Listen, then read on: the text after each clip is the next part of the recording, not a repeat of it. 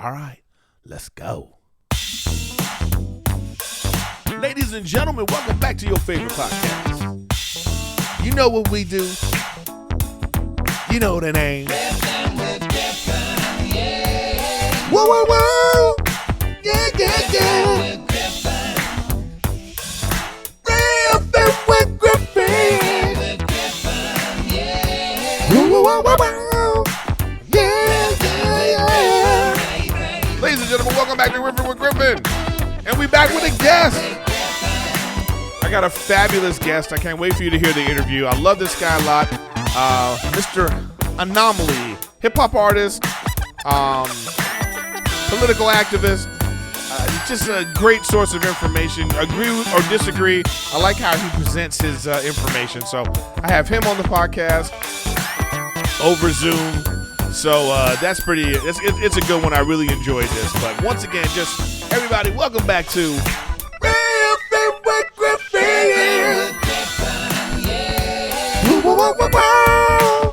Yeah, yeah, yeah. Yes, Riffin with Griffin.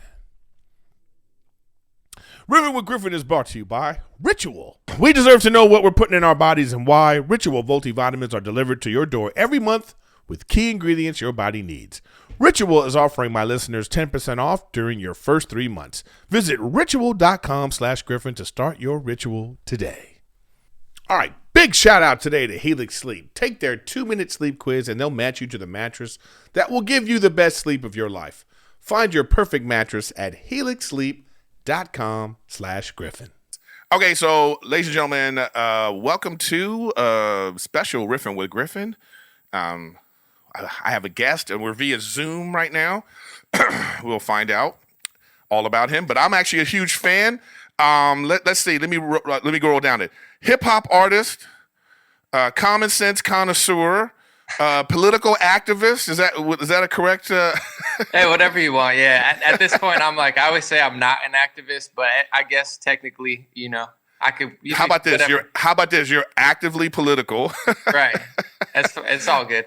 Yeah, Mr. An0maly. Thank you, sir, for being on Riffin with Griffin. Thank you.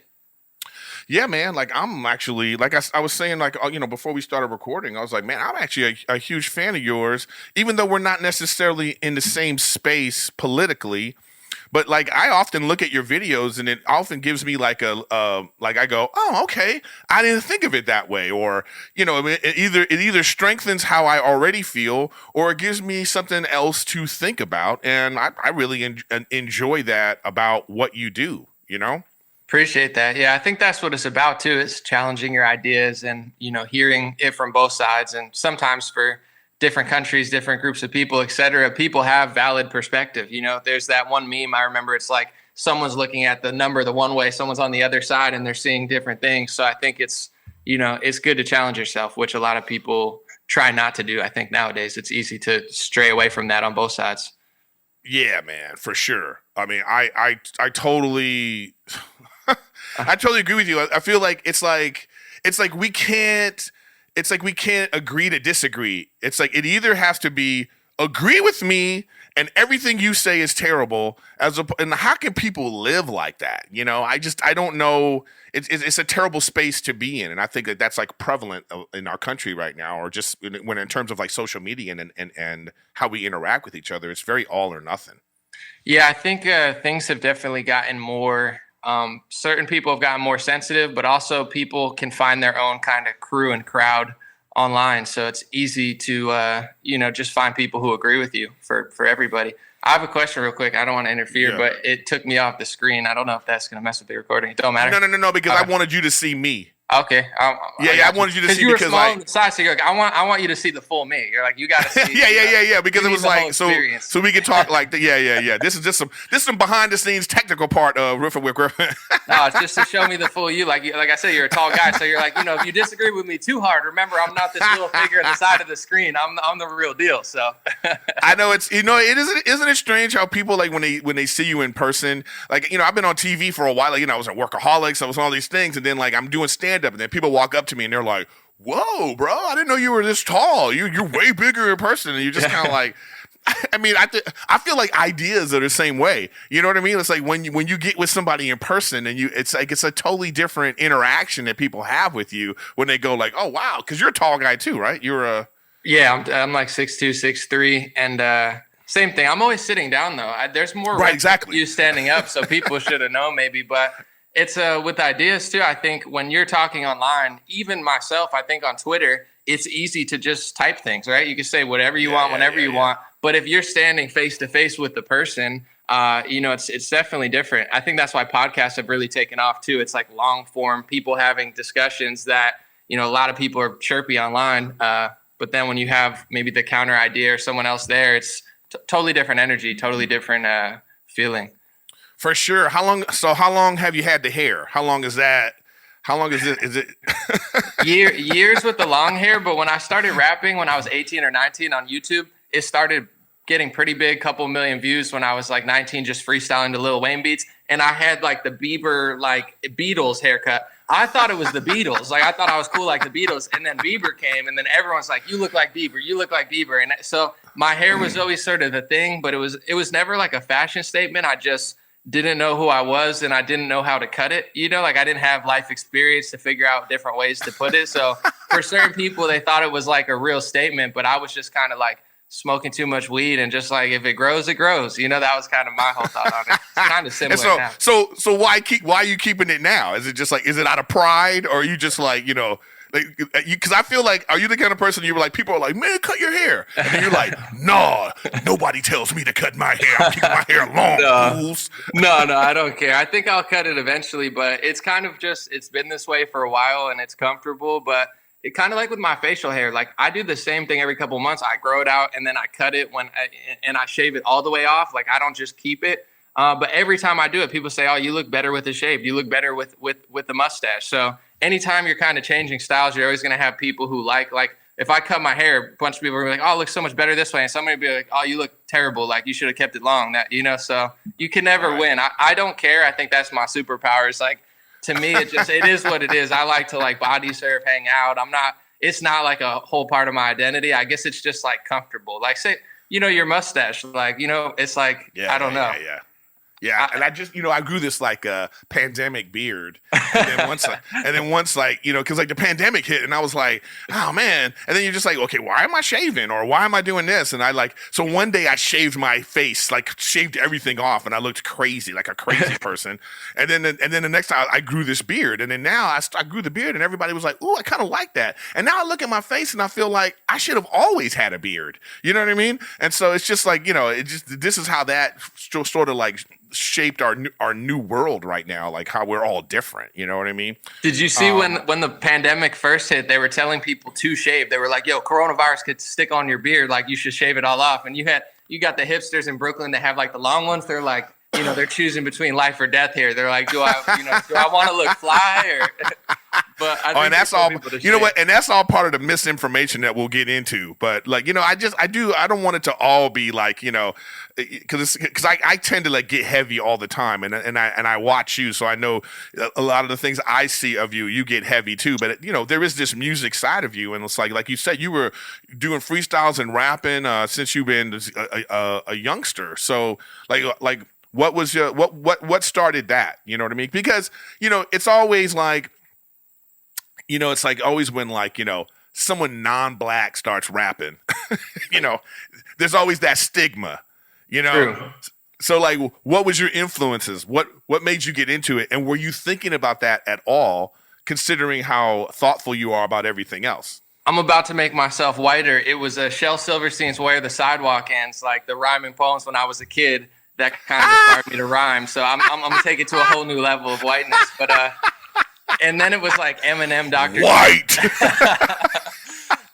Eminem and Dr. Dre, I heard them rhyming real fast on Forgot About Dre. And I was like, wow, that's rhyming poetry on steroids. So I always loved poetry and rhyming. And I started freestyling, writing rap since like 7th grade. But the stigma about like, being white in rap, I never minded it because to me, I was like, I'm not one of these guys who just comes here and like, yo, I deserve it. Like I wasn't some trap rapper, just kind of riding a wave. I was always really good at freestyle. So any party I was at, no matter who people were, at first they'd be skeptical, but when I lay it down freestyle, start talking about things in the room, they'd be like, all right, that boy's nice. So I never had a problem. Even with labels and stuff, I had people that were real authentic. Jam Master Jay's family, they always liked me and they always told me like, a lot of these other white dudes, like they're trying to be someone else and they're trying to impress everybody. Like you just don't care, you're being yourself and we could feel that. So I never mind the stigma, but yeah, I was freestyle rhyming since like 7th grade.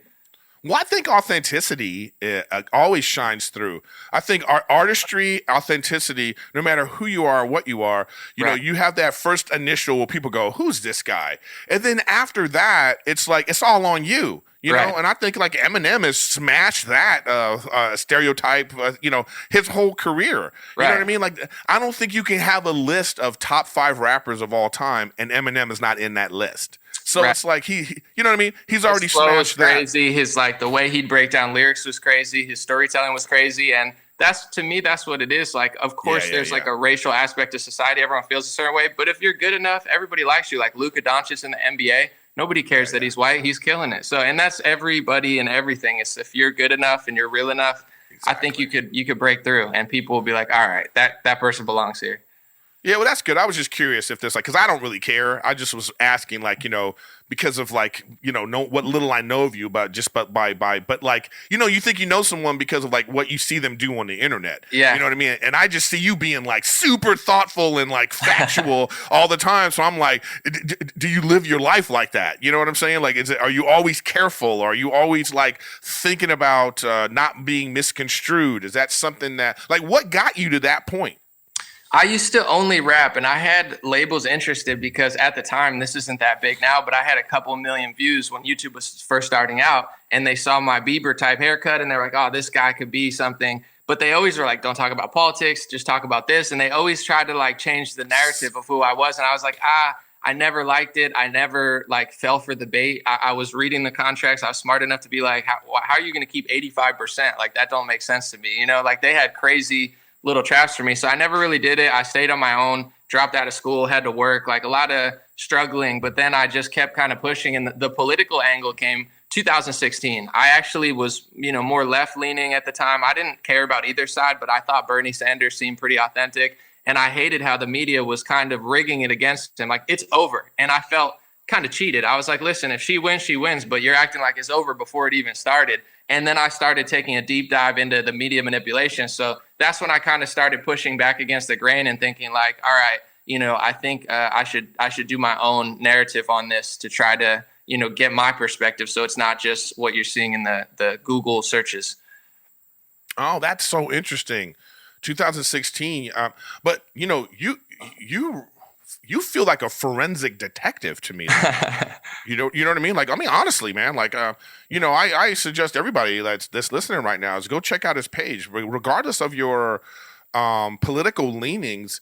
I mean, I admire the like you go, all right, I feel this way and I'm going to show you why I feel this way. And you always have this deep dive. It's very much like, like you're like very much like a detective. Like, where did that come from? When did that start? Did you, what I'm saying is, did you know from the beginning that, you know what, if I'm going to show this, I'm going to really show it and then see what happens? Yeah, I guess it comes from like, first of all, what does everybody hate in the media? Whether you're left wing or right wing, you're perceiving they're lying, right? They're lying. Fox News is lying. CNN's lying. Right wingers are lying. Left wingers are lying. So I thought, we're good. Just pick up. Sorry, we had a little technical difficulties, but we are back. And you were saying, on the part of why I'm so careful with what I do, everybody perceives they don't want dishonest information or lies. A lot of people call themselves truthers. So I was like, when I do my reporting, I want to be as honest as I possibly could be. And a lot of people lose sight of that. I think what drives both sides to really be irrational is they want to win so bad about what they're talking about. They forget what the original concept was. It's like, I want to tell the truth. The fake news media is lying. Let me be more honest. So I really was careful where I want to be the change I want to see in the world. If I want to fight lies and misinformation, whatever, I have to be more honest. And also, the fact checker era has made me be even more careful because I was always careful, but I've had my page demonetized. I've had multiple strikes for things I didn't do wrong based on either lies that they said that I said something I never said, or, you can't disagree with this government bureaucrat or else we will, give you a strike and stuff. So I try to be so careful and say, listen, where I'm getting my information from, it's not from the dark web or HN. It's literally Reuters, New York Times, Washington Post. This is all mainstream information, data. So I try to be very careful like that, because now I was always careful, but the scrutiny is like they're waiting for you to say something that I just got a strike on my YouTube channel. I'm not going to repeat what I said, but I was quoting a CNN analyst talking about cloth masks, and she was saying on her platform about how they weren't the best, and I just kind of quoted her loosely and said something maybe in the wrong way, and they refused to take the strike away, even though I was referencing what someone else said. So you got to be very careful in this day and age. They're like hawks waiting for you to question the wrong thing, and they get very upset. Yeah, it's kind of, and that's kind of upsetting to just because, I don't know how old you are, but for me, like I'm almost 50 years old. So when I was a kid and we looked at the news, there was a thought that everything on this was real and true. It was just an assumption that you just made, which should be the assumption you make it, because that's what it should be. The news to me is supposed to be a fourth branch of government. It's supposed to be the thing that puts everything in check, keeps people honest. And then what we come to find out is that they probably always been skewed. It's probably always had an agenda. And the moment that the 24-hour news cycle came into play, and the fact that there are commercials on those news platforms, it means that like this is just commercialized just like anything else. And so, that's very upsetting. So then you just kind of wake up one day and just be like, well, where are we supposed to get our news from that we could go, that's true? And I don't think that there's any news, none of these mainstream ones that the 3-letter, 4-letter, whatever ones, none of them seem to be like, giving us where we can go, oh, that's true. Right.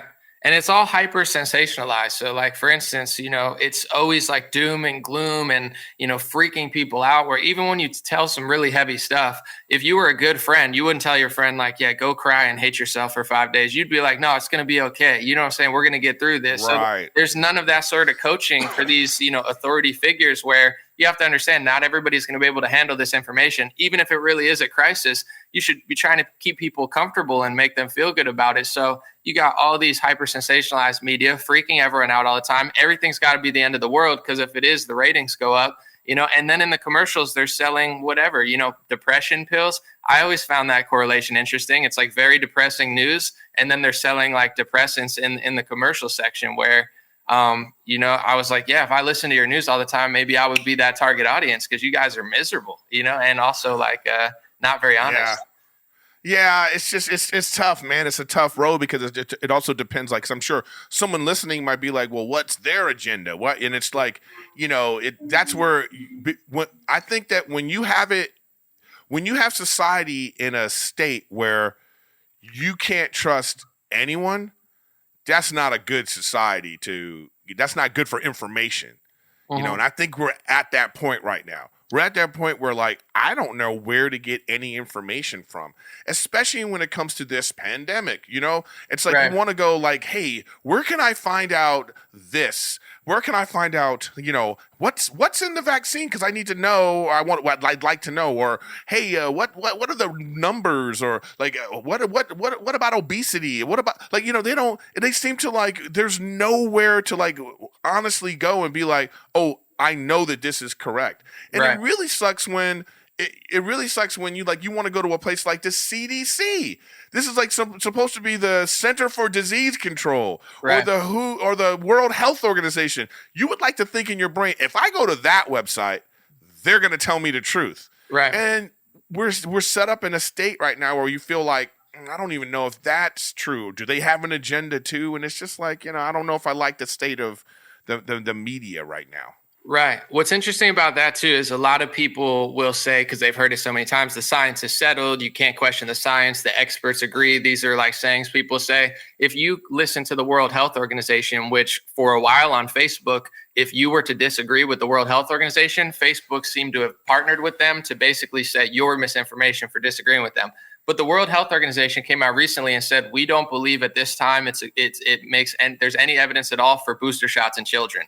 But the CDC doesn't say that. And there's people advising for booster shots in children. So you have the Center for Disease Control and the World Health Organization disagreeing on this key issue. And this isn't the first time that they've butted heads. In my opinion, that's a good thing. That means that somebody is doing their job and they're countering the narrative. But they're pushing this narrative that you're not allowed to disagree with the people who disagree with themselves. And, the media, instead of kind of challenging big pharma and the government, they're kind of just challenging anybody challenging them. People like Joe Rogan, who, if anybody's listened to him, he's not this like partisan hack. He's like somebody who's very thoughtful, very good at answering questions, and immediately will have on other perspectives as soon as like, oh, you're having too many of these people. He'll go out of his way to go have someone else. Like, he's had on experts that are in the Biden administration on his show a year ago. Like, he's not holding one side from people, but what bothers people is he's showing everything. He's doing what old media used to be. And it's like, people don't want you to challenge your ideas. Like, you say why you like my page.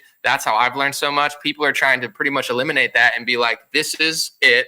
Don't look anywhere else. And that's not healthy or honest. Yeah, it's not healthy. I agree with you. And it's like, but I feel like the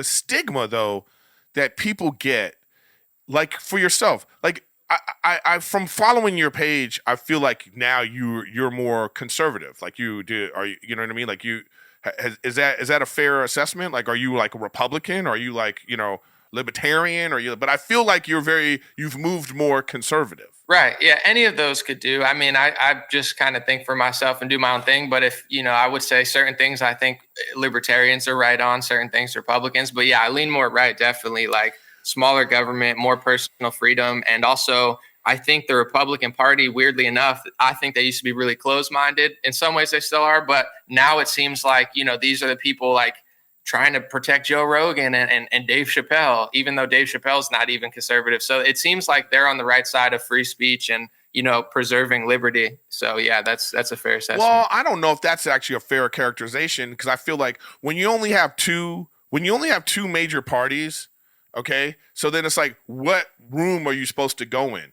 Like, right. You don't agree with everything in this room, and you don't agree with everything in that room. So when you go in a room, I don't think it's fair to be like, well, I'm in this room, so now this is the room that has more, maybe a couple of people in that room, but I don't think the room as a whole on either side is a room that I know I don't want to be in. Right. I'm realizing. Well, they used to say the lesser of two evils, and I think that's such a good way to put it, where it's like you're picking which one you think is slightly less. But for example, say like Big Pharma, like someone like Neil Young, he was making, albums about Monsanto, exposing the corruption of Monsanto years ago, which is great. I think you should use your voice to talk about agriculture or whatever. But now it's like left-wingers in many ways, not everybody, but a lot of people who used to be so critical of big corporations, big government, big pharma, now they're almost trying to eliminate any conversation around anybody challenging it. And it's not everybody. There's a lot of honest people like, even like Russell Brand types where they're kind of challenging both sides. But it does seem to be like, for whatever reason recently, that the right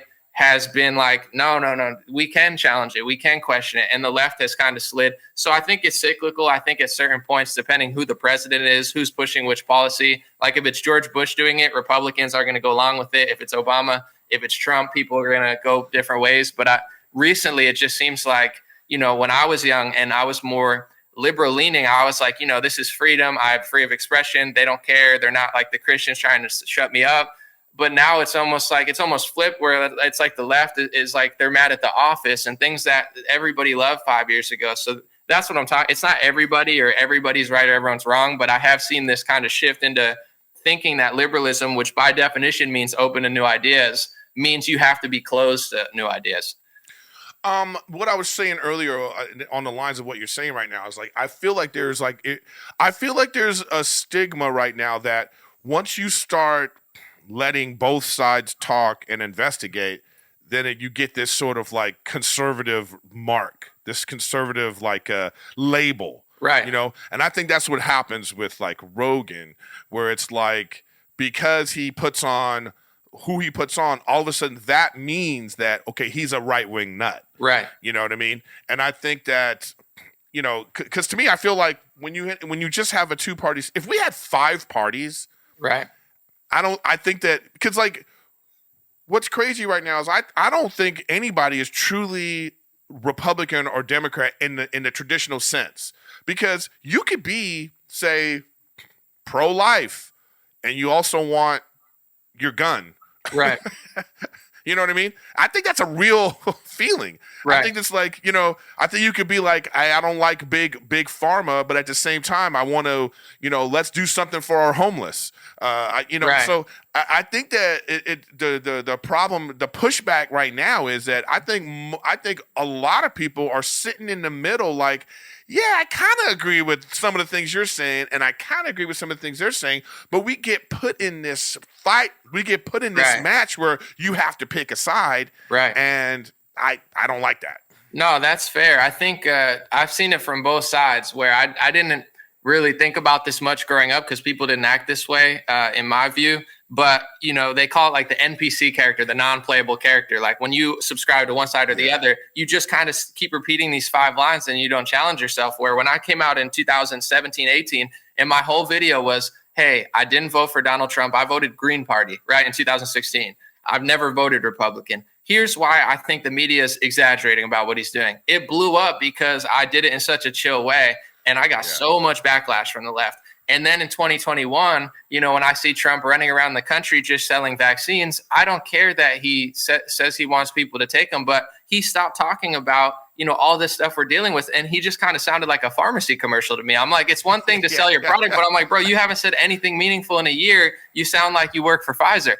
Man, I got that same backlash from the right wing, right? And they're like, they started calling me a Democrat, Chinese operative, everything under the sun, and they're calling me Russian bot. So I'm like, wow, it is true. Like, you agree with people on certain things, and they're like, we agree on 99%. They're like, but what do you think about, these people playing sports and women's sports? And they're like, we hate you. So it's like if one of your opinion disagrees with like the main parties, and that's really conditioning, right? Like you said, one side, other side, you get your news, and you fight each other, and you don't even realize that the truth is, that every policy that it's more nuanced. It's way more nuanced. And both parties are sold out. Both parties are, taking money from big banks, big pharma. So there's certain things that they're all passing these multi-billion, trillion-dollar deals that nobody reads. That where's that money going? Nobody knows. Nobody cares. So this idea that like either side is flawless or they're fighting so hard for us, it's people got to break that programming. Yeah, I totally agree with you, and I feel like it's just sometimes I wonder during an election cycle why even have campaigning if it's just supposed to be if you're Republican, you vote for the Republican. So to me, it's like it should just be when you go register to vote, that's your vote. You know what I'm saying? The way it's set up right now, it should be I'm a registered Democrat. So therefore, every Democrat on the thing, I have to vote for them. That's the way. Then you could just have a cardboard cutout. You could just have a cardboard cutout, on in a Pope mobile, just like on a thing turning like this. You know what I mean? And then we just go, yay! It's like no guns, no like whatever the thing is that they want to say. You know what I mean? And it's so. This idea of like breaking that away and being like, it sucks that like you could be, say, a Democrat, like say you were, but guess, by the way, that's because you were younger, and when you're young, you're always more liberal because mommy and daddy is the government paying for everything. Right. And then you're like, oh, boom, boom, boom. And as soon as you graduate and get into the world and you have to spend your money on stuff, that's when you start to go, whoa, hold on a second. Right. I had that awakening in California because I'm listening to Bernie Sanders. I know nothing about taxes, healthcare. It sounds great, right? I'm like, man, this guy really cares. I hit 25, 26. Now I'm starting to pay for my own health insurance. In California, they don't let you opt out. I couldn't afford it, but they forced me to pay. And I was like, well, I don't even have the money to pay. And they're like, well, then we're going to charge you with the penalty. And I'm thinking to myself, I thought this was free. What's up, everybody? Let's talk about ritual. We deserve to know what we're putting in our bodies and why, especially when it comes to something we take every single day, like vitamins. Ritual is clean, vegan, friendly multivitamins, and they're formulated with high-quality nutrients. It's everything that your body actually needs and uses. Look, there's no sugars, no GMOs, no major allergens, synthetic fillers, artificial colorants. It's just all natural vitamins. I take vitamins every single day. Ritual is great for this. They have a subscription plan, so it comes to you every month. I mean, it's great. Multivitamins to your door every month with free shipping always. You can hit the snooze or cancel your subscription anytime. And if you don't love Ritual within the first month, they'll refund your first order. Get the key nutrients without the BS. Ritual is offering my listeners 10% off during your first 3 months. Visit ritual.com/Griffin to start your Ritual today. That's ritual.com/Griffin for 10% off during your first 3 months. What's up, y'all? I'm on the road a lot now. I'm back on the road. The world has opened up more, and I'm just sleeping in a lot of terrible mattresses in these hotels. So I'm telling you, I got a Helix Sleep mattress. I love it. You'll love it. They got the sleep quiz. You take it. Everybody's body is unique, and Helix knows that. So they have several different types of mattresses and models to even choose from. They have soft, medium, firm mattresses. Mattresses are great for cooling you down if you sleep hot, or even the Helix Plus mattress for plus size folks. If you're a big person, they got a mattress just for you. I took the Helix Sleep quiz, and they matched me to the mattress that's best for me because I'm a side sleeper. So when you're a side sleeper, you toss and turn, so it's got to be the right type of firmness, right type of softness, and I have it. It's perfect. So if you're looking for a mattress, take the sleep quiz, order your mattress. They match you, and they send it to you. Helix is awesome. Don't just take it from me. Helix was awarded the #1 best overall mattress in 2020 by GQ and Wired magazine. It comes to your door for free. You don't ever have to go to the mattress store again. You hear me? And that's really important. Just go to helixsleep.com/Griffin. Take their 2-minute sleep quiz, and they'll match you to the customized mattress that will give you the best sleep of your life. They have a 10-year warranty, and you get to try it out for 100 nights risk-free. They'll even pick it up if you don't like it. They'll pick it up for free. But I'm telling you, you're going to love it. Helix is offering up to $200 off all mattress orders and 2 free pillows for our listeners at helixsleep.com/Griffin. You hear that? You've been on the same mattress for a long time. It's time to get a new mattress. Take it from me. Go to helixsleep.com/Griffin. You know what I'm saying? I thought this was only for the rich, and I'm paying all these taxes. I registered for an LLC in California, under Democrats, it's like thousands of dollars. I'm like, what? I thought Jeff Bezos was going to pay for this, so that woke me up real quick. And, once you start making money and employing people, I mean, they're trying to take 30%, 40%, tens of thousands of dollars. For what though? Am I helping? Like Rogan always talks about, he's like, if my tax dollars were going to helping, but California is #1 in the country in poverty. Our homelessness is spiraling out of control. All the money they spend, they keep making it worse. I would rather keep my money and give $100 tips to every waitress I see, and give it out to people that I trust. And really wakes you up. Well, this brings up a whole other discussion that we could talk about. I mean, it's just like I feel like we're overtaxed for sure. It's like you have this business. So you make $1, right? You make $1, and and that dollar is taxed. Right. From that dollar, I have to pay my employee from that dollar. Right. And they're taxed. Right. On the same dollar that I took money from and paid them. I've already got taxed on it. Now they're getting taxed. Right. Okay, with that dollar, and then they go and buy something with that same dollar, and then it's taxed again. Right. So you just kind of go like, And property tax, you buy a house, you sell a house, you pay every month. Everything's getting taxed on every side all the time. Yeah, man. It's like, so I get it. I mean, it's like, and then we would just we'd want to know where the money goes and it's being helped. But by the way, though, I do take exception to sometimes when people talk smack about California. When you say these numbers about California, let's also remember we also have the highest population in the entire country with the best weather. That's why all the homeless, people. That's why people come here. Totally. It's why people come here. So that is part of it. So it's always skewed when people go, man, California is the worst. It's like, yeah, because people would say, why do you live there? I'm like, man, it's the best. It's really, in my opinion, one of the best states. You got the mountains, you got the ocean. It's just, you can go skiing, you can go surfing in the same day. Right. I don't like to poo-poo on it completely, but the policy, I guess it's like, they can't figure out what to do about it. On the taxes thing too, a lot of people think, well, this is going to help these people. In theory it is, but both sides of politics are so corrupt. every year. It's called an omnibus bill. They get together and they pass this multi-billion, sometimes $1 trillion bill that nobody even has time to read. Like one time, Ted Cruz talked about it and he said 10 things in it, and he was explaining, he's like, this has been on my desk for 24 hours and everybody already signed it. It's not even physically possible to read where's that money going? So the government, unlike Amazon, and I'm not saying Amazon's perfect, but it's like the government takes our money every year, disperses it, and there's zero penalty for not doing well. Like if you work on a show and you're not making money, eventually they're going to cancel it. Like the government can't get canceled because they're constantly taking out, essentially just stealing other people's money. So the whole kind of business model of it's corrupt. But how perfect is it? The Democrats fight with the Republicans. I like Trump. I hate Trump. I like Biden. I hate Biden. Everyone's fighting and no one even realizes that they're probably both laughing hysterically because it's like $1 trillion, tax bills that they get every year. Throw it around, and if they blow it all, it doesn't matter. The next year they're coming back to take our money again. Oh man, it's so funny you said that because I've talked about this before on my podcast, but I'm going to talk about it with you. It's like, this is what I feel about guns.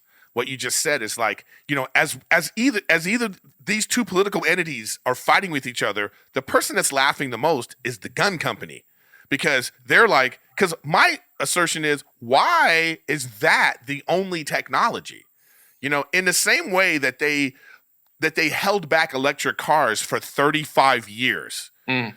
So the oil companies can make money. The oil companies like, no, we can't go electric, right? So it's, if you believe in that conspiracy that they put the kibosh on that, and I believe that, I think that the electric car could have been 35 years ago. We could have had electric cars, but they made them look stupid. That whatever was happening, that documentary is great about it. Well, I feel like, where's the non-lethal gun technology? I bet it's sitting on a desk someplace, and they're like, why?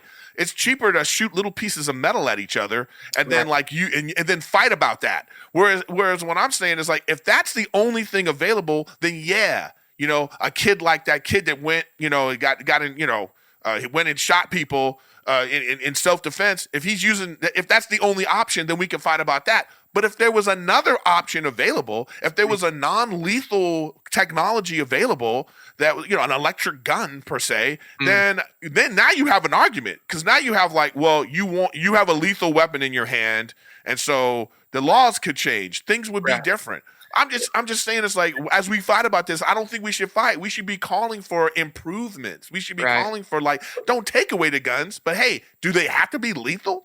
They have like tasers and stuff, but I think in like to your point of innovation and stuff, it's easier to just kind of gatekeep and ride what's hot now. So if oil's hot, ride that. If the electric narrative's hot, let's ride that. Like if sugar's hot and it's making a lot of money, let's tell everybody fat is the problem and not sugar, and let's make the money off that. Let's, milk got milk, like let's sell some milk. So when something's hot, there's a tend to be corruption. And same with big pharma. If you look at the amount of pills like 50 years ago to now, it's working, it's making money. Like, let's keep the gravy train going. So I think, it's a lot more hard. It's like with music. If you hear a song, it's almost easier for a lot of non-creative artists to just copy it and ride that wave, as opposed to create the new wave, where someone like Elon Musk, to sit down and be like, well, let me try to do this differently. It's way harder. It's very rewarding, clearly, if you do it, but it's just easier to, ride a previous wave and just kind of like quash innovation for your own financial benefit. Man, that's such a nuanced take. I'm with you 100%. This is why I like you. You people listening right now, this ain't about politics, because, people just hear things and they're just going to attack. The comments are going to be full of like, Griffin, blah, blah, blah, blah, blah. And I'm just saying, like, what? Like, that is such a brilliant, nuanced take about this. I mean, it's so true. Like, yeah, like the got milk. Like, I saw one video about how milk is made and I was out. You know what I mean? Like I'm all oat milk now. I'm all, right. I would drink almond milk, but I'm like sometimes I have an allergic reaction to almonds. It's something with my stomach. Anyway, the point is, like, that's so true, man. And I feel like the gun wave, that's what we've been riding on. Like, I'm not going to sit here and argue about, like, I'm not trying to take your gun away from you. I'm not trying, you know what I mean? And they get on, like, I feel like a gun nut, that's the safest person. Have you ever met someone who's like super into guns?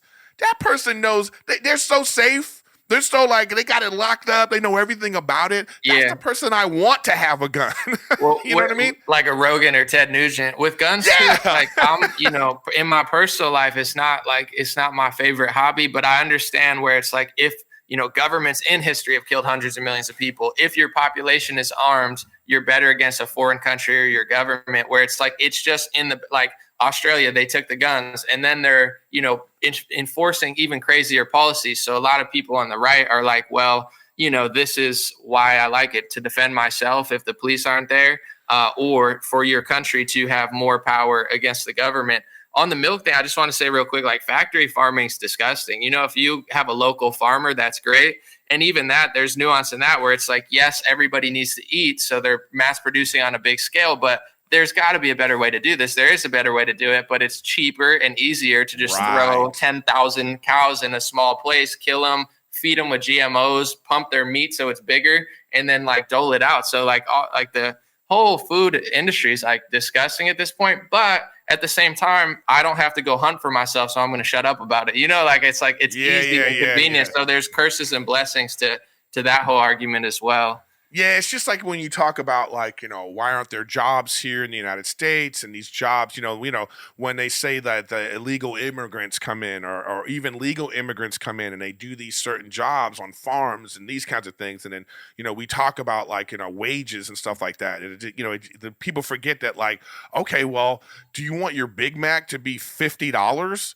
Because, that's what it's going to end up being. And so people kind of get silent about, That's why I'm writing a book, and this isn't like a plug for it because it's not even done yet. But I'm using the words racist. Plug it. That's what this is. I don't even know what the name of it is yet, so it's not even for sale. The unentitled An0maly book, guys. Look out for it in maybe 2 years. The word racist, sexist, xenophobic, and stuff. I'm kind of trying to tell people why these are overused and not necessary, even to fight hate. Because say you talk about the border, like illegal immigration or like work visas and stuff. If you just say racist, what that means is like, you're bad, I'm good, I win the conversation, you hate everybody. Yeah. Where I read, that your mom's from Belize, I'm part Puerto Rican. It's not like to throw out my Hispanic card, but it's like, I don't hate my family. But in general, it's like there's things going on here. First of all, you have corporations that are greenlighting cheaper wager, right? They're greenlighting a bunch of people, not because they love everybody, but because they think that will be cheaper and make more money for them. But there's a way to have this conversation and show compassion and be like, well, I also understand why people want to come to this country economically, et cetera.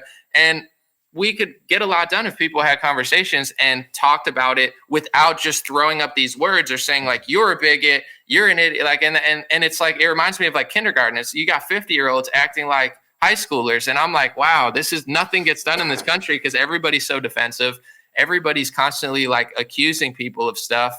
And I think, with comedy and television, people are so sensitive. Like they tried to cancel the Michael Scott episode where he was being racially insensitive to Mindy Kaling without understanding that's what makes it funny is that he's an ignorant character and him being ignorant is the joke. And if you go to Workaholics, like none of the characters are perfect. Everybody's flawed. And it's funny when they do dumb stuff. If everybody just says, I like your race, there's no humor in it. There's no villain. There's no good person. So people have lost sense of that's why so many movies and comedy is so stale is because there's no climax. They've taken that out in their like utopian idea, but they're ruining everything where it's like you have to have an ignorant character in order to have some sort of punchline. Yeah, to highlight how stupid he is. That was what the highlight. Like, it's so dumb about that episode is he was literally being reprimanded. Michael Scott character was being reprimanded for how he is, and he didn't get it as a character. Right. And that's what the humor of it was. Right. No self-awareness. He has no self-awareness. The no self-awareness was the comedy in it, man. Don't even get me started on this, man. My problem with like sort of like these like sensitive, woke, social justice warrior types. And first of all, let me say this. We're all sensitive. I'm sensitive. The things I talk about are because of my sensitivity. So I don't mind being sensitive. My problem is how it's weaponized. My problem is how, these woke type people, they think they have the moral high ground and they don't realize they're being weaponized against their own best interest. Right. And it's so easy to weaponize them. That's what they don't see. Like someone could just be like I talk about this on stage now too. Like Jesse Smollett, he weaponized the sensitive. Right. He said he was trying to distract everybody from what was going on in his work. He said, how can I do this? And he did it by, I'm gay and I was attacked. Right. And then these people went, oh, I can't believe that happened. And then they all went on Twitter, and I have so many liberal actor friends who were on Twitter like, I can't believe we live in a world where this happens. Oh my God, boom, boom, boom. No investigation, no due process, no facts, nothing. Just his word. Then when it came out that he was lying, I'm like, where's your tweets? Like, where is, because, and to me, those type of people should be outraged when someone uses their sensitivity against them. It's like when someone just claims racism, and then everybody jumps on it. When people claim sexism and everybody jumps on it without any sort of like facts or knowledge or anything, that's dangerous. And they don't realize that they're being weaponized. It's like we don't talk about obesity in this country. We don't talk about it. We don't show how dangerous this is. Like, the leading cause of death is heart disease. And one of the leading causes of heart disease is obesity. And we don't even discuss it. We talk about body positivity. Right. That's those woke people being weaponized against their own best interest. That's just how I feel about it. And opioids and fentanyl too is sending our life expectancy backwards. And, but you can't question big pharma, even though I think opioids killed over 1 million people. On the note of like weaponizing people against their own self-interest, there's I wanted to say, for the left, you have LGBT, Black, lesbian, like minority. These are things that people are rightfully sensitive about. So they use that, and they know that they can push their agenda through these things and put up a shield against anybody pushing back. Yes. On the right wing, how they do it is they use the pro-America thing. You know what I'm saying? Say the Iraq war. It's like, oh, you must be a terrorist if you don't agree with this. Oh, you must hate the country. And both sides they've tapped into. If you want to trick the right wing, give them somebody that talks like them who will push the pro-America angle to what they're doing. If you want to give the left wing, do it through a minority or LGBT group. And these groups have gotten so in the mainstream, not in real life, but have gotten out of control because that they've realized this, and now they get away with it. And they're like, dude, we can just push this, do whatever we want, say whatever we want. And if anybody questions our political narrative, we're just going to call them a racist, a sexist, a homophobic. In Jussie Smollett's case, I checked out his, just like Wiki, just seeing stuff. It's like he's gay, and I believe he's half Black and half Jewish. So technically, he could call you an anti-Semite, racist. Right. He had the trifecta. He's got the trifecta. So he was walking like his shit don't stink. He's like, no one can.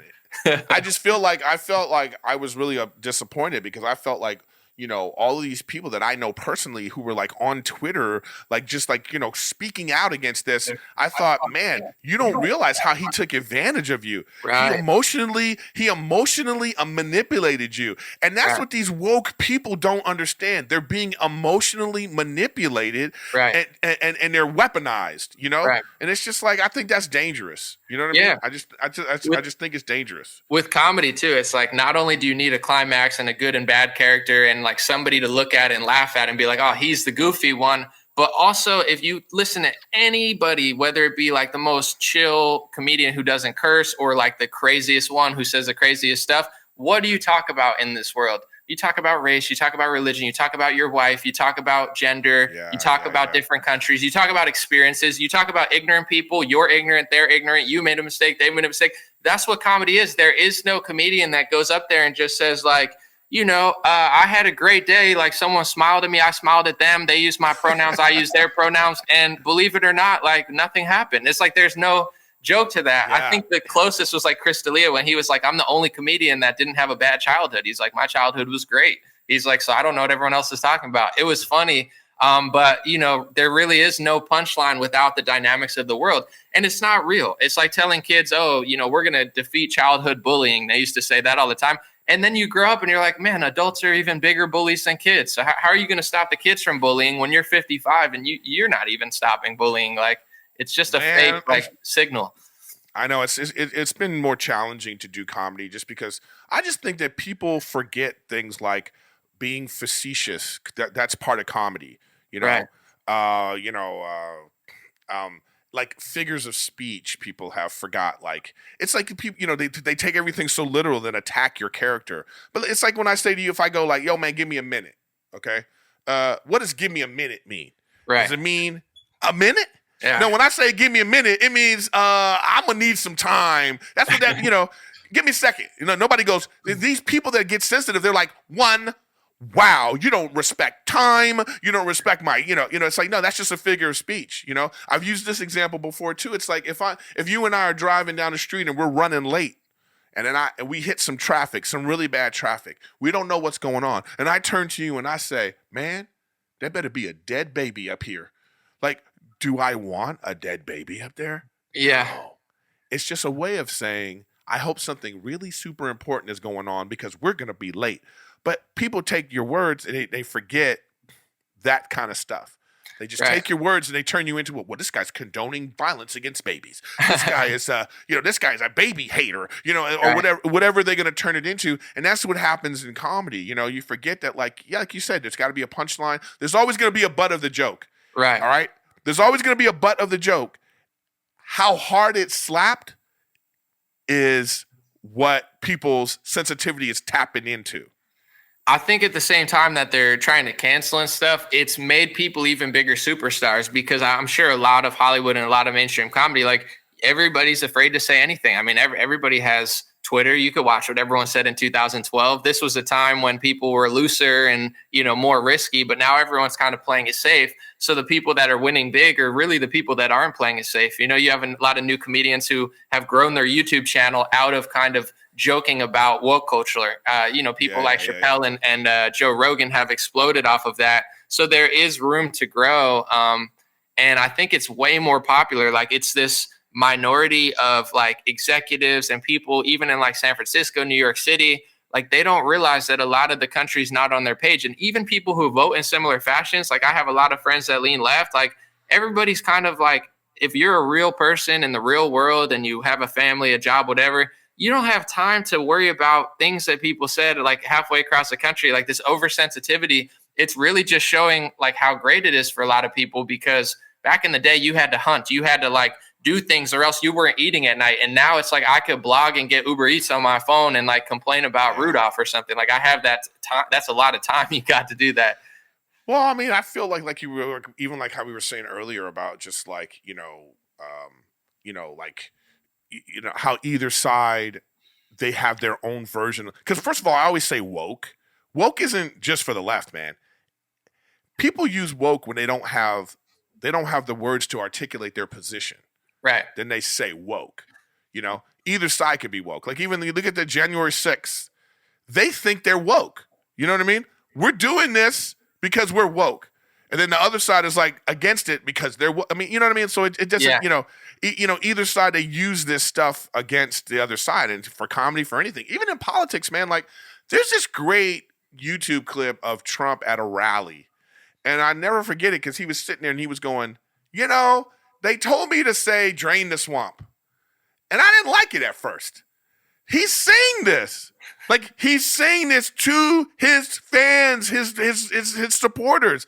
He's letting them know, hey, I fooled you. Yeah. They got me in office because we said these things. I didn't agree. He's basically going, I didn't agree with it really, but hey, they said it was going to work. And I thought to myself, wow.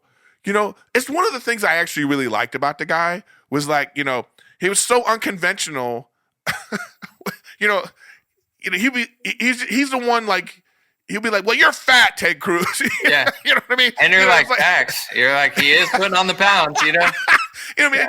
It was so like outside of the like the political speak norm. You know what I mean? That was, I don't know if necessarily that should be in office. You know what I mean? Well, think about like politically correct. What is it? It's like scripted, right? It's really like fake. So all these politicians are just telling you what you want to hear. It provides some sense of comfort, but it's not real. Like it's not, they don't have it all under control. They're just pretending. So he kind of broke through and pushed the boundaries. But the crazy part is what you're saying. And what I started figuring out over the couple of years where I was like, was he really he was pushing the boundaries of speech of what to say, but did he mean it? Or was it like a campaign? Like he had really smart populists, like, Bannon types that are writing this stuff for him and he's saying it. That's what it starts to seem like to me. Cause now that it's all said and done, when you're going out of office, you can do a lot in the last couple of months. You could pardon people, you could pardon Snowden or Assange, things that a lot of people on both sides wanted. He didn't really do any of that. So it's starting to seem like you said, is like he played this role of I'm this guy who's outside the system and he's a funnier, better, actor, but was that really who he was? I'm starting to question that as well, because he'll go up there and be like, yeah, like this, like someone told me to say this, and like, I was like, you sure? It's like, okay, so it was like this whole brand for you. It wasn't like a real spirit. We all thought it was a spirit. That's the thought I got from that press conference, that rally. Right. Like he was saying, like, and again, the people in the audience were kind of like, wait, what? What? Like, because I think he also kind of got off on being like, I did it, I got you. You know what I mean? Because like, it's just like Citizen Kane, man. I don't know if you know about that movie Citizen Kane, but there's a thing about like, once you become super wealthy, what's next? It's like power, and then what's with power? You also want the love of the people. Right. It's like money's not everything to people.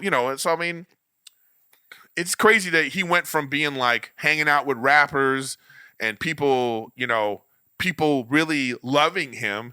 I watched his show, You're Fired, and all that. Yeah. He went from that figure to then like through the political process when Obama was in office and the whole like birther thing, the whole like, your birth certificate and all that stuff. And then all of a sudden he was just running for office. You know what I mean? His Twitter was hilarious. He used to talk like, he'd be like to Robert Pattinson. He was like, dump your girlfriend. She's playing you. And you're like, why is Donald Trump like weighing in on celebrity marriages? His Twitter was hilarious. But I think in general too, like for me, I did a lot more research over the years where what was appealing to him is like, I'm so rich, I don't need anybody's money. But then you kind of look on record and he took money from Pfizer, Bank of America. And you're like, I thought, like he played this role of like, I don't need to be this. And I think when push came to shove, he ended up, like, I don't know how hard it is to be president, but it seems like they all end up being controlled, or they all end up disappointing and falling short to what everybody expected. And maybe that's, the campaign. Like, I'm Obama, change is going to come. I'm Trump, change is going to come. I'm Biden, something about change. I forgot my line, and then everyone's people keep going back and forth and they don't. No, what's crazy is like for Biden, it was like, it's even worse than that. For Biden, it's just, I'm not that guy. Right. At least Obama and Trump has a swag. Yeah. He's like, tell us about you. He's like, I'm not Trump. Like that should have been the campaign. His campaign should have been, I'm not Trump. And then we were like, yeah, he's not Trump. And then we're like, and now we're like, yo, so who are you? And then now everybody's like, oh no, I don't know if I like you either. But I know what you mean, man. It's so strange. I mean, like, I'm not, I think that like, when you said about like, he said, I'm rich enough. No, he's not rich enough. No one's rich enough. That's the whole idea. Like I think that these people are. It's like there's always more money. Right. You know what I mean? And when you're doing a $1 billion campaign, like you're not going to spend $1 billion of your money. I think the closest person who came to actually using their own money was Bloomberg. He doled out a lot of money and just got destroyed like that. He spent. I don't know how much he spent. Homeboy too from the election when Clinton won. The reason Clinton won. Ross Perot. Yeah, Ross Perot. I think he spent a bunch of his own money too. Like right. He literally, I mean, the Clintons should send him a gift basket every single year saying thank you for splitting up the Republican Party, because Clinton never would have won if there was no Ross Perot. What's his face would have dominated. You know what I mean? But I heard he was legit. That's the political process. I didn't listen to his stuff. I was a little too young, but I guess he has some good ideas, but not enough clout. It's tough to break that two-party system. All the airtime they give, the debates, like it's almost impossible. Yeah, man, it's impossible. But that's what I'm saying about like, if you had other parties, I mean, it's like, it's funny, like when you look at like Bernie, Bernie's talking about like, helping people and giving people money and everybody's getting on his case. Then the pandemic comes and the government gives people money. And then he's like, isn't this what I said we should do? Yeah. Now it's okay. You know what I mean? No, Trump turned into like a Bernie Sanders, and people get mad on the right when I say that, but it's like he did Bernie's policy and AOC's policy of universal basic income. A year ago, they said, oh, that's socialist. I don't want to do that. America will never be socialist. And then they're throwing out Trump bucks to everybody. Well, now there's a virus, so now we're going to do socialism. And the funny part is, the left wing won't give him credit and the right wing won't admit it. They're like, you think Trump's a socialist? I'm like, bro, he shut the country down and printed out $1,000 for everybody. Like, that's a policy straight out of Bernie's playbook. But people are so into the character, hating or loving, that they don't pay attention to like basic. Yeah, and once you label it too, like once you label it something, so it's like so that's a stigma on both sides, you know. And this is like to get it back to what I was saying earlier about you is like once you're labeled like so, you know, you've probably been labeled conservative, yeah, you know. Yeah, I've been So, like, labeled worse than that. That would be a kind statement. but you know what I mean. You know what I mean? So once you like label conservative, so like sometimes when I'm looking at your videos, I get a sense of like I think of it that way too sometimes. You know, I think of like, Right. well, he's very conservative, and so let me hear his conservative point of view. Yeah. But like I realize, you know, it's really not that. You know what I mean? It's not that. But once that's in your head of like, okay, that person's a liberal, so then everything they say is going to be about liberal stuff. Once Right. that person is labeled conservative, and so I think that's the dangerous part. How do you think we could break that? I think you're an honest person. I want to say real quick, like, you know, it starts with you. So it's like if you know, ignore what everybody says and be like, I respect myself enough to hear people out and see what I feel about it. Roseanne went on Jimmy Kimmel years ago. This was during the Trump era. And she said, what happened? You used to be a liberal. And her answer was perfect. She said, I'm the same person I was a couple of years ago. You all changed and went so far out that you lost everybody. And that's what she said about the left. She was like, I'm exactly who I was 3-4 years ago. You guys are the ones that went extreme, and now you're losing the whole country because you're doing too much. And I feel like that's very similar to what happened. But the media is very dishonest as far as like, you know, say Robert Malone. I'm not going to say he invented because they challenged that, but he helped develop mRNA technology. He was one of the guys in on it. He took the vaccine. That he pretty much helped develop at an earlier stage of getting this technology along. They call him a right-wing anti-vaxxer conspiracy theorist. It's like not only is he not an anti-vaxxer, he's been vaccinated, he got this vaccine, and he also helped develop the technology. So they're willing to throw these labels on people so loosely that people buy into it to block it out. How do we get through it? I think people need to respect themselves enough to listen. Like, I'm not afraid of listening to somebody on the left or the right. But half of the trap is they try to demonize, and it happens on both sides to people that people consider extreme or fringe, where it's like, yo, I don't want to listen to that person. They're too far left. They're too far right. You got to respect yourself enough to be intelligent and be like, I can make my own informed decision if I listen to Joe Rogan and Rachel Maddow. And what you start to realize is the people they demonize the most are usually the most even keeled, and the people that they promote are usually the ones that are the most not only extreme, but like, yeah, extreme and ready to censor, like Neil Young. I like his music, but it's like, dude, I would love to see you sit down and have a conversation with Joe Rogan or a doctor because, you know, I think that there's probably some points you have that are great, but a lot of these people, they like, even like Howard Stern and Sacha Baron Cohen, people that I used to love, for some reason, they're just like, shut it down, shut it out. And that's the opposite of how to learn and grow, is like blocking it out. So not buying the labels, you know, everybody's falsely labeled at this point. None of these labels matter. What matters is like the content of their argument. And hear everybody out. That's how to get through it, I think. I wish they would just like, you know, like sometimes when I think about CNN and Fox, I wish they would just call it what it is. It'd just be like, this is the right wing echo chamber, and this is the left wing echo chamber. Because Right. I actually have a lot of friends that like I hear them talk, and I just go, man, like this is like you just want to hear what you want to hear. Like you just want to hear things you agree with, and I honestly think people are just comfortable with that sometimes. Like it's comfortable just to be like, "Whoo, yeah, you know, I want to be on that. You know, I believe in this, and that's it." And they don't even want to listen or hear anything because it's too much. It messes with their paradigm. You know what I mean? Especially in the entertainment world. But to be fair, in tech, in business, like a lot of these big corporations are going full in on the woke left wing agenda. So, I mean, it's a serious risk if you decide that you're in the middle and bipartisan and you think that some of it's nonsense. You're risking now. Like I've seen some of my friends' work emails. He worked in New York. It's insane how crazy these people are. I wouldn't last for 2 seconds. So it's like, do I want to lose family? Do I want to lose friends? Do I want to lose my job? Do I want to lose this new show? You know, it comes at a huge social cost to be even keeled and in the middle now. Like, it's not like if you're too far right, just being common sense and like Dave Chappelle, he's one of the most, if not the most beloved comedian of this era. I mean, Patton Oswalt is apologizing for standing next to him. It's like, bro, you know, like you can't even be friends with your friend. That's how far you've fallen because you're afraid of backlash. Like that's not good. Yeah, it is pretty. Or how about even just being like, you know, how about this too? How about just being like, okay, you go, all right, Chappelle, I liked this one special. It's also okay to be like, hey, even as a comedian, artistically, to be like, Right. I don't know if you had it in this last one. This seemed angry.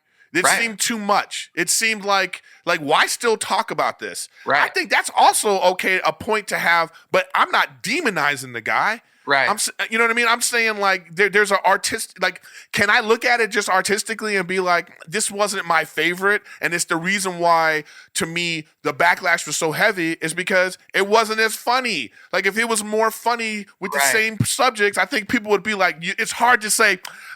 When you hit somebody with a really good joke that makes a solid point, it's hard to like argue with that because you're just like, you got me. He didn't have those moments in this one. And I think that it was like, but again, he's a brilliant dude. Like I wish that special was a podcast. I wish the things he was talking about was like on the Dave Chappelle show that he could sit like Sean Hannity and just, just like spew his stuff. So you could be like, ooh, instead of this expectation that this is supposed to be entertaining and I'm supposed to laugh. Whereas like there's a thing about him where it's like, hey, I'm actually making a point here that I want you to hear. Right. And so the ratio of like comedy point, where is that ratio that you feel comfortable? And I think that this last special, the spectrum was not a comfortable. It wasn't a comfortable percentage, and that's why there's this sort of backlash. Right. I think your perspective is the same reason I actually turned it off for different reasons. I wasn't mad at him, but I feel like my thought of it is, he's caught in the middle right now. He is not a hateful person. He doesn't hate transgenders. He doesn't hate anybody. But he's a sensitive person. So he's experiencing all this backlash. So I think that podcast or rather comedy special, he was trying to defend himself. But this is the unfortunate reality, I think, of cancel culture is you want to stand in the truth. You want to be honest to yourself and do what's right, regardless of who, he's caving to them they think he's not doing enough. I think he's doing too much to appease them to the point where, like you said, I mean, there's not that many good jokes because he looks visibly like upset. I feel bad for him because it's like he looks sad and he's like, it wasn't like this euphoric feeling of like, yo, this guy's the GOAT. Like it was like, yo, I got to take a break. Like they're really wearing on him. That's why certain people say, I don't read the stuff. Same way. Yeah, he caved too much, and I feel bad because I wish he would stand up there and be like, "I'm not a hateful person. I don't, this is BS," and then just done jokes versus like a whole backpedaling, and now he's gonna like go off and be like, he's a sensitive guy, and they got to him by being such bullies. I think. Yeah, they bullied him. 100% they bullied him. And he was trying to make reference to that. And I think I think he made some solid points in this special. Right. Just to me, it wasn't as entertaining as he's been in the past. And I think that once that entertainment level dropped, that was like the sign for all those people to be like, aha, and then he was just stuck in this like, oh man. And so I felt for him too in terms of like, but at the same time I go, we don't all get the opportunity to make our points over and over again at $20 million a pop. Right. Like how great, you know what I'm saying? So at the same time too, kudos to you, bro. He'll get over what I mean? So it's like, it is what it is, man. So, well, dude, we've been like, this has been like, I feel like I got to get you on again another time, and I'll come in person or something next time. Yeah, you got to come in person because I got to get you on the singing mic, and I know that everybody's going to want to see that. You know what I mean? I got my harmonica somewhere here too. Maybe I'll bring my harmonica, do a little harmonica. Oh my god! You know what I'm saying? $10, Amazon. Cop yourself one. Oh man, that's a nightmare. That's great. Yeah, like, never mind. Don't come in, bro. We got a noise ordinance in my neighborhood. He's like, yeah, my neighbors ain't gonna want to hear you talk about harmonica playing. Well, no. You think I live in some you think I live in an urban neighborhood? Please, I'm just as bougie as you. What you talking about? No. Well, that's where people complain the most. Sometimes when that's where they're like, you turn it down. I was going to say in close because I wanted to make a point. I just remember something. I love this point you're making about like when you're in the middle, you're in a tougher spot. I totally agree with you. I do feel like I have like a common sense approach, and I think people are like, "Oh, you're very even keel and all this kind of stuff." That's not exciting. It's like it's more exciting to be like a left-wing nut or a right-wing nut. It's just more exciting. It's just more like, and my last thing is like my problem with like the news, like for instance, like here's the thing. When you look at like say Fox News and people get on all the liberals, they love crapping on Fox News, right? To me personally, the actual news, like when they're doing the news, I think they're okay. Now they've become the most like balanced, outside of everybody's opinion. It's like they do a better job of being somewhat balanced. And I don't get my news from there, but like they're more reasonable at this point, I believe. But I'm talking about that section that is actually the news. Right. The problem is the other stuff, it's set up where it looks the same. True. When Sean Hannity is sitting at a table like the other news people with the pictures right here, and he's sitting there and he's presenting it as if this is the news, that's my problem. Because I don't mind. Hey, have your kooky opinions. Have your clearly agenda-driven, like, I'm for whatever. I don't like that. It's entertaining. It's very entertaining. Yeah. But, like, when you put that next to when they're doing the actual news and it looks the same, that's hard for people to, like, to have that adjustment in their head. Like, oh, okay, so this is the news. Oh, okay, now this is an opinion show. They teach that in journalism school too, like the the manipulation of how they're doing opinion shows in the same form as the news. And I don't even have a cable television, but what I find is like you're talking about, the whole world is millions of opinions, millions of people's, millions of ideas. Like the box of Fox News, like it just seems like very cyclical to me. They talk about the same stuff all the time, and even on there, like I'm not gonna out people or anything. I'm not like that, but like I have a lot of peers in this space. And what I find is like I don't really play the games they play. Like I do my own thing. But when you go to certain events and stuff, like these people are so used to just being clapped by the right wing audience that a lot of them are like intellectual featherweights. They haven't thought in 5 years. They're just saying the Mickey Mouse wears a dress. This person does this. Saying the M&Ms are gay or something. Like, and it's like I get what they're saying, and like sometimes I agree with them, but it's almost just like I'm yelling at the liberal, and they like get the makeup done, yell at the liberal off the screen over here, and they haven't thought. They're not doing this like mind-blowing analysis. Like I'm not saying I do, but I'm like really doing my research. They don't do that. They just yell opinions for 5 minutes and get paid. Yeah, and then the rest of the network gets a bad rap on both sides, because it's the same thing on CNN, MSNBC. Like Rachel Maddow and Sean Hannity, they're the same person. They're just coming from different angles, but they even got the same haircut. You know what I mean? Like, how can you even tell the difference? You know what I mean? It's like, so I don't know. But anyways, man, I appreciate you. Everybody, make sure you check out, all of, his stuff. I have the Instagram up right now. You can find him at Dream Rare. Dream Rare, yeah. Dream Rare on Instagram. So check him out. I'll have all your information. I need you to send me all your information. Website, yeah, no YouTube, problem. all that kind of stuff, just so I can put it in the description. I'll come to your spot. Not now. I'm not pulling up now, but I'll come to your spot. I'm bringing the harmonica. I'm gonna test. I'm gonna test the neighborhood. See how bougie it is. I'm gonna bring a bike with a bell on it, and I'm gonna just bang it real loud and see if nobody complains. I really gotta stress test the neighborhood. Trust me, it's gonna be. I'm gonna get a phone call. They're gonna be like, "There's a hippie with a bell and a harmonica outside. Can you please? My rental agreement is gonna be like." When I moved from LA, I moved from like crackheads everywhere to like literally a lady snitching on me. I pulled up in a moving thing, and she was in a Tesla. I guess we looked too sketchy in our moving truck. She's snitching on me, and I was like, all right, I made it. I'm finally in a neighborhood where old ladies are snitching on me. Like I'm the sketchy person around here. That's a good. Yeah, that's good for my safety. I know exactly what you mean. But anyways, man, I really appreciate you being on, and thanks for being here. And yes, I will talk to you very soon. And like I say, everybody, this has been An0maly, and thank you for being on Riffin with Griffin. Of course, my pleasure.